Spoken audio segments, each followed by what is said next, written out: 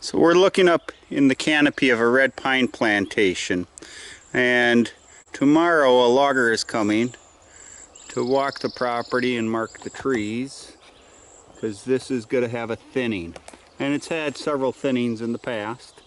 So this one is just one more thinning, and then the next time it's going to be the final cut as far as the red pine plantation goes. And as far as this habitat, you know, it's decent summer bedding for bucks, but it really isn't offering much. So opening up the canopy a little bit more, developing a little bit more of an understory. We have some oaks in here, we have some hazelnut, we have some cherry, and so they're going to flourish by getting a little more sunlight in here. And there's actually some young pine trees that are looking for a chance as well. And you know, I like pine trees, especially when they're in the younger stages, but when they get to be like this, all these are is poles, and you know, it doesn't benefit the wildlife, but there is value in it. This has been thinned several times, and each time, you know, puts money in your pocketbook. So we'll get 2 more thinnings out of this, one here in the next week or two, and then one more maybe 6 to 8 years from now. And then after that, this pine plantation will not be, you know, in these nice neat little rows anymore. And I actually, as far as habitat, prefer it not to be in rows as well. So where I'm standing in the pine plantation is an opening where we do have some sunlight, and what we see here is some hazelnut, and we also see some raspberries in here, and some milkweed. Milkweed doesn't necessarily benefit the deer, but it does benefit the butterflies. And so we have, you know, some browse in here, as well as, you know, woody browse, as well as forbs. We've got a willow trying to grow. Variety of species in here. Not too much in the oak side, but there are a few. And you know, this makes a good stem count, which can provide some nice cover as compared to where there isn't sunlight, where it's just basically open ground. So getting this opened up more is going to help encourage a little bit more of this type of habitat. Here we can see a red oak in the background, and there are some younger pines in here that, you know, weren't planted. They just came from the seed. But oh, a white oak as well, so another oak there, red oak. So when we get a little more sunlight in here, we're going to have better deer habitat and make a little money in the process, which isn't a bad thing.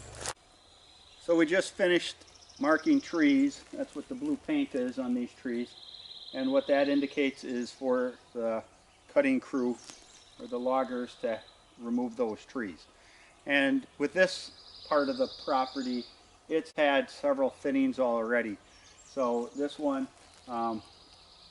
is in most cases taking out the trees that aren't as good to leave the best, you know, as compared to high grading where you're taking the best, leaving the worst. We're taking in general the worst and leaving the best for the next cut.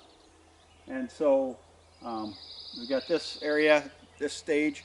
Another part of the plantation hasn't had as many thinnings, so that one's not at the same stage as this one, which I don't mind having them staggered. But they're going to start logging here in a little over a week. And so it's the beginning of July or early July, so that gives plenty of time for, you know, things to calm back down before bow season starts here. And the nice part about, you know, having it logged, if you have the ability to have it done, is you can make some profit, you can improve the habitat, and for the most part, you don't have to do the work. So, like I said, the loggers will be in here in a little over a week, but I'm looking forward to getting a little more sunlight, letting these other trees get to the better stage of financial return, and more sunlight to the forest floor to make better habitat for the white-tailed deer.